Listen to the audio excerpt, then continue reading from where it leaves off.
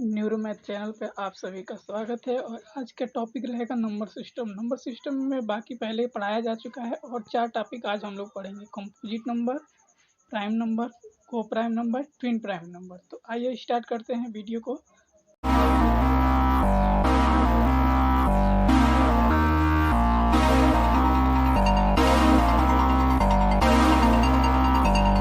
Hello guys, पिछली वाली video में हमने विषम संख्या को छोड़ दिया था, जिसको यहाँ पे कंप्लीट किया जा रहा है। दोस्तों, विषम संख्या किसे कहते हैं? तो विषम संख्या, जिसको इंग्लिश में कहा जाता है ऑड नंबर, विषम संख्या वह संख्या जो 2 से पूर्णतः विभाजित नहीं होती है उसे विषम संख्या कहते हैं। जैसे 3 है, 5 है, 7 है, 9 है, 11 है, 21 है, 23 है। ऐसी बहुत सी सारी संख्याएं हो सकती हैं, लेकिन ध्यान रहे, इसका नोट है कि जिस संख्या के अंत में आपको 1 दिखाई देगा, 3 दिखाई देगा, 5 दिखाई देगा, 7 दिखाई देगा, 9 दिखाई देगा, यदि यह अंक किसी संख्या के अंत में दिखाई देते हैं तो वो ज़रूर है कि वह क्या होगा, विषम संख्या होगा, यानी ऑड नंबर होगा। तो जिस संख्या के अंत में 1, 3, 5, 7, 9 होता है वह विषम संख्या। इसके बाद आते हैं हम भाज्य संख्या पर। भाज्य संख्या, जिसको इंग्लिश में कंपोजिट नंबर कहा जाता है, वह संख्या जिसके 2 से अधिक गुणनखंड होते हैं उसे भाज्य संख्या कहते हैं। अब यहाँ गुणनखंड का मतलब क्या होता है? तो गुणनखंड का मतलब हुआ कि वह संख्या किस किस अंक से कटता है। तो देखिए, 4 किससे किससे कटता है? 1 से भी कटेगा, 2 से भी कटेगा, 4 से भी कटेगा। तो 4 के गुणनखंड हो गए 1, 2 और 4। ऐसे भी ये सारे जो लिखा गया है इन सब का गुणनखंड लिखा गया है। तो हमने बताया कि वह संख्या जिसके 2 से अधिक गुणनखंड होते हैं उसे भाज्य संख्या कहते हैं। 4 भी भाज्य संख्या है, 6 भाज्य संख्या है, 8 भाज्य संख्या है, 9 भाज्य संख्या है। क्यों? क्योंकि इसके 2 से अधिक गुणनखंड दिखाई दे रहे हैं। ऐसी बहुत सारी भाज्य संख्याएं हो सकती हैं, आप लोग निकाल कर। नेक्स्ट हमारा है अभाज्य संख्या। अभाज्य संख्या को हम लोग इंग्लिश में बोलते हैं प्राइम नंबर। अभाज्य संख्या किसे कहते हैं? तो अभाज्य संख्या वह संख्या जिसके केवल 2 गुणनखंड होते हैं उसे अभाज्य संख्या कहते हैं। जैसे 2, 1 और 2 इसके गुणनखंड हैं। 3, 1 और 3 गुणनखंड हैं। 5, 5 का भी देखिए 1 और 5 गुणनखंड है। मतलब कि जिस संख्या से वह संख्या कटती है वह उसके गुणनखंड कहलाते हैं। तो 2 के गुणनखंड भी 2 हैं, 3 के गुणनखंड भी 2 हैं, 5 के गुणनखंड भी 2 हैं। ये जितनी भी संख्याएं लिखी गई हैं इन सारे के गुणनखंड 2 ही है। तो ये सारी संख्याएं हमारी क्या कहलाती हैं? अभाज्य संख्याएं कहलाती हैं।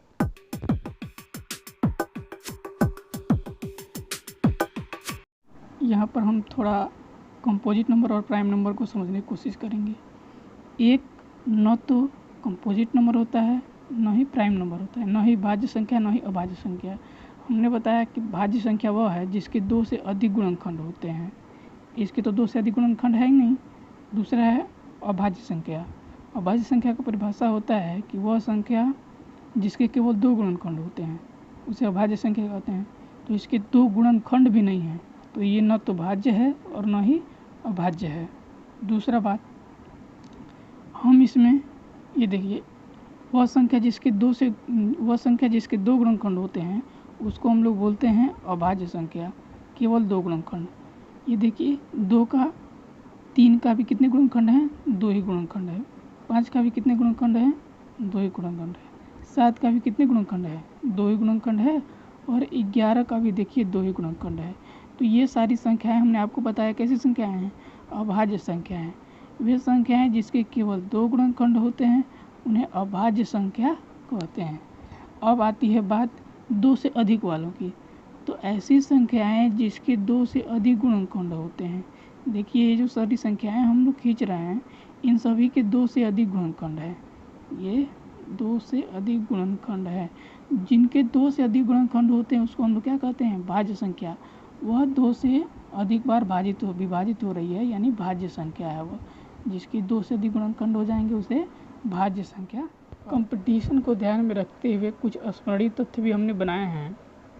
आपको हमने समझा दिया कि कौन कौन संख्याएं अभाज्य संख्याएं हैं और कौन कौन सी संख्याएं भाज्य संख्याएं हैं।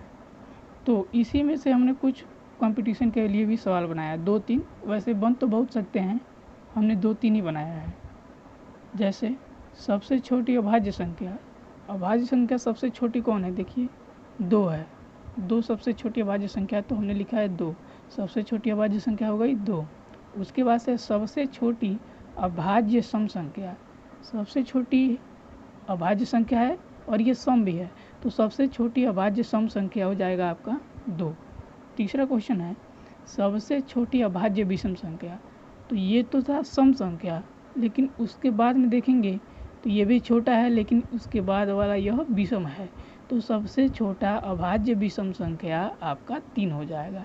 इसी को देखकर आप लोग बहुत सारे क्वेश्चन बना सकते हैं, जैसे कि सब एक अंकों की सबसे छोटी अभाज्य संख्या 2, एक अंकों की सबसे छोटी अभाज्य विषम संख्या 3, एक अंकों की सबसे बड़ी विषम संख्या, एक अंकों की सबसे बड़ी विषम संख्या 9 हो जाएगा, और एक अंकों की सबसे बड़ी अभाज्य विषम संख्या भी 9 हो जाएगा।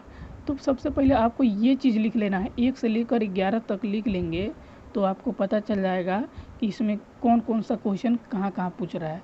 आपको नंबर लिख लेना है, उसे गुणनखंड लिख लेना है, जिसके 2 गुणनखंड होंगे उसको अभाज्य संख्या कहा जाएगा, जिसके 2 से अधिक गुणनखंड होंगे उसे भाज्य संख्या कहा जाएगा।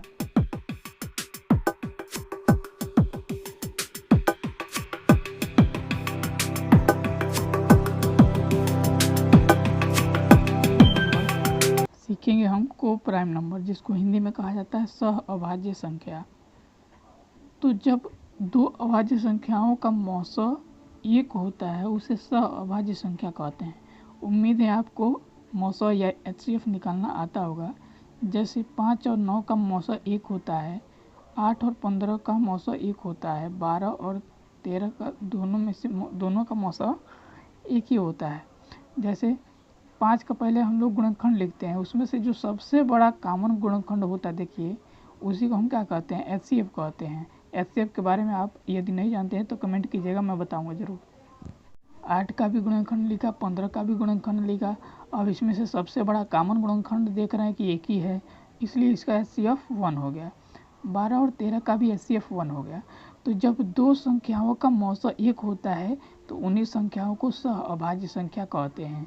परिभाषा ध्यान से आप लोग याद कर सकते हैं या और लिख भी सकते हैं। मैं टॉपिक वाइज एकदम अच्छे से आपका नोट्स भी तैयार कराते जा रहा हूँ।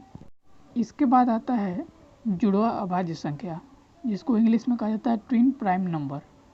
तो जुड़वा अभाज्य संख्या किसे कहते हैं?